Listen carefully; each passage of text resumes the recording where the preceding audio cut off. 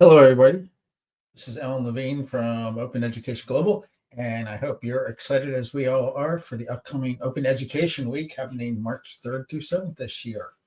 We're just opening the web form for adding your events to the big calendar that will happen during that week, and we hope a lot of people get started soon.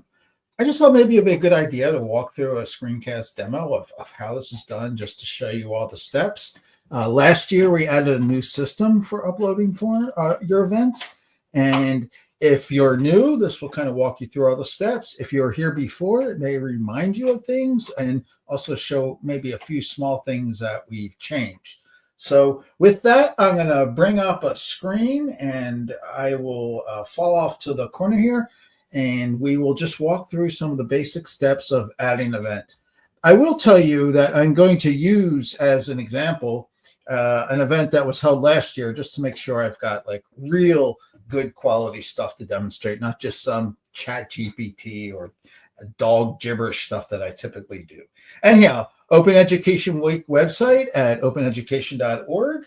If you haven't been here before, right now we're now open for adding events. I'm not going to do a whole tour of the event website, but we'll just let you know we generally suggest people go to the Contribute Now area, which gives the overview of the things that you can participate in for Open Education Week. So we're going to be thinking about adding events, and on the left-hand side, we've got some links so you can see events from previous years. This may give you ideas. We do have the button for adding event, which I'm going to walk you through in a second, but just want to let you know also that we have a detailed guide.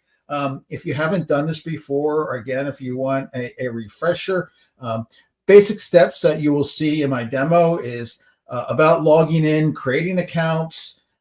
We give a summary of the kind of information for events that we ask from you. We have sort of a detailed description of all the fields that you're going to see in the demo.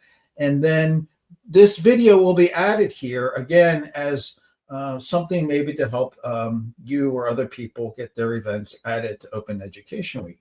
But anyhow, your main thing is you're ready, you're excited. You want to get your event on the schedule. So I'm going to click Add Events. The first thing is you have to sign in to create an account. This just means that you can come back later at any time and edit and update your own events. You don't have to send changes to us. You can also, if you've done this before, you can access all the other events you've submitted this year or last year. So if you haven't created an account, there's a link for you to do it now. Very simple. You just basically provide an email that we keep only to us. We don't share. And then a password, of course. But I'm here. I've already logged on once, and I'm going to go into add an event. I have no upcoming events. This would sort of show my new event. So I'm going to add a new event.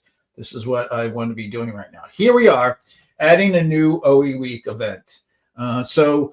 Again, we do have a link to the contribution guide, so you can have that available as a reference. But let's get to it.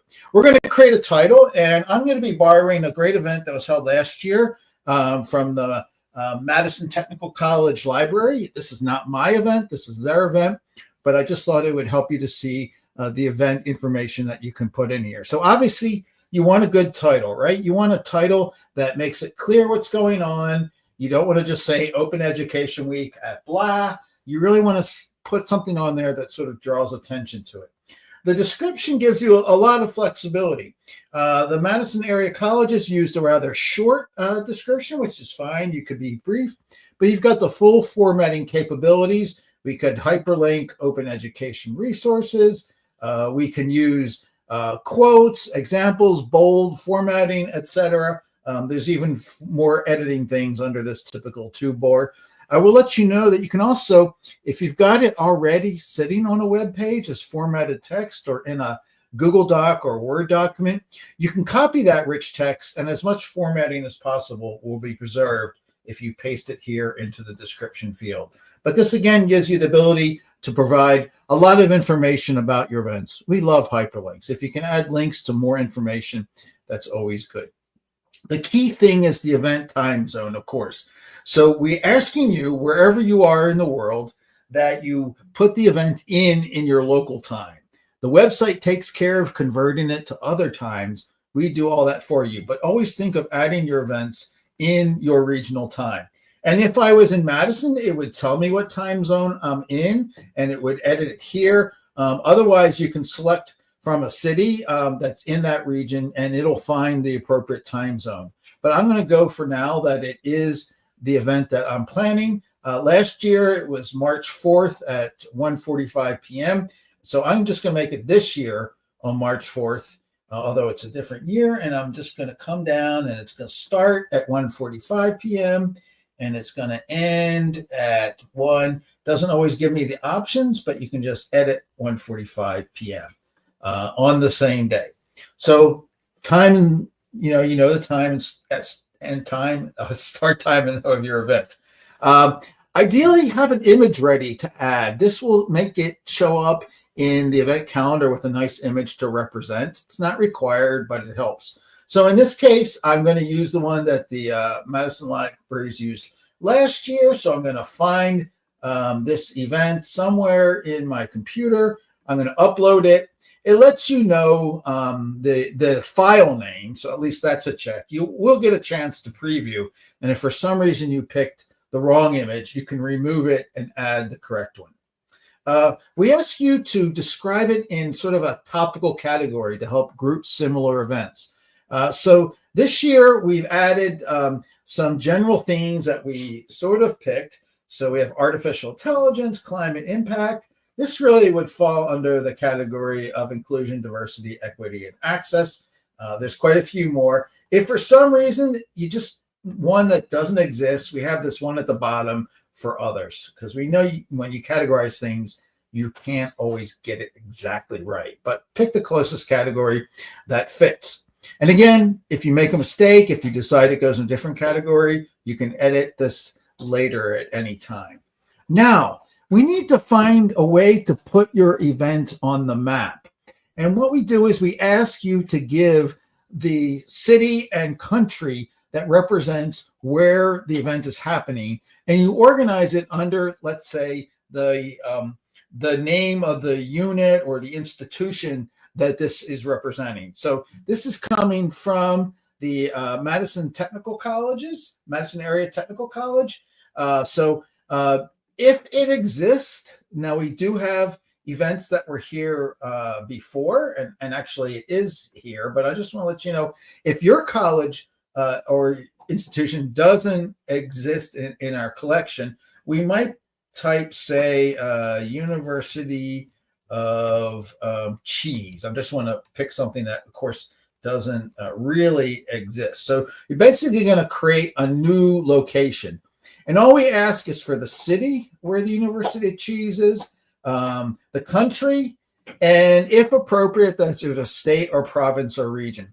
This is merely to create a way for the website to do a quick geolocation for where it is. But actually, the first thing to do, I want to see if my college is in there. Look, Madison Area Technical College, it's in here. I don't have to do any work. That information is already available. Now, again, we also want you to let us know who is the organization or group, and maybe it's just a person who is organizing this event. So this menu works the same way. If it was, again, the University of Cheese Department of Teaching and Learning, I could type that. But again, I can already make use of the fact that Madison Area Technical College's library is the unit that's organizing this event. So I select that. It has all the information that we need for this, which is basically, we just want the website. So when we list it, you can link to that college library. Now, the event website. This is the place to find more information about the website. So generally, it would be wherever it is described on the web as your information. So the best link that people can go to find out more about this event at your organization. So again, this is going to the LibGuide at Madison College. Few more things that we're going to ask for you. So if you are running a live stream or webinar, we want to be able to provide the link that people can go to watch this stream. It may be sometimes you have to register to join in Zoom. It might be something through an event registration site. If it is not a live or a video stream, you can just leave this field blank.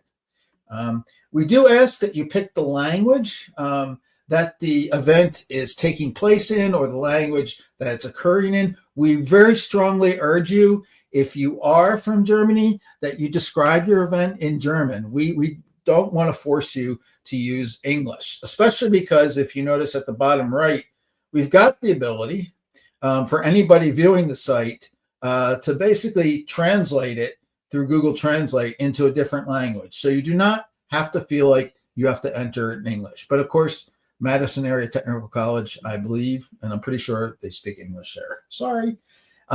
We ask if your organization or if you yourself are an individual member of OE Global. And if you come up here, we've got links that will help you fill out what these fields are. This is merely so we can represent them together. If you don't know, you can ask, or if you're not a member of OE Global, there's still time to sign up. No, just kidding. I'm not going to hustle for membership. But Madison Area Technical College is definitely part of OE Global.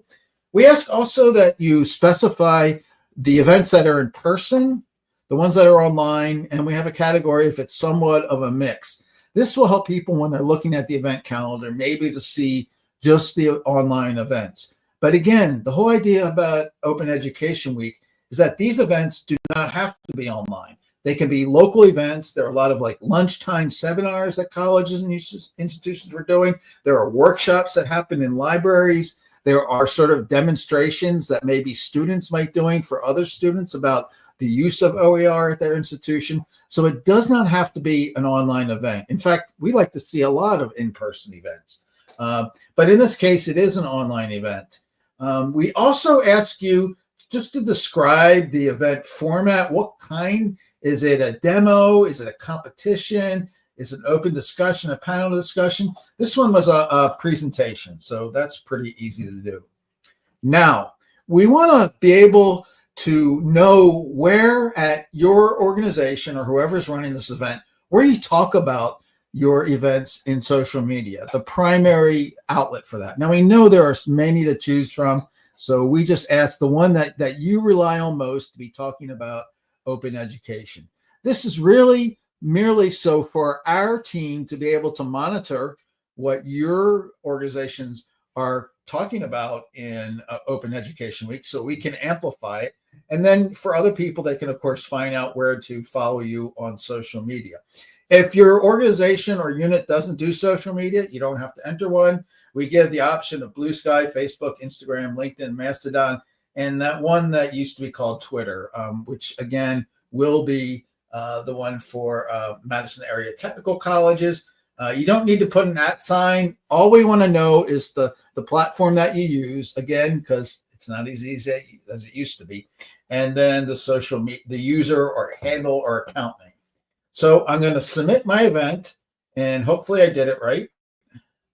And I am seeing, look, there it is. My Open Education Week event has been successfully updated. I can edit any of the details. I can also go to this My Events link to be able to follow it.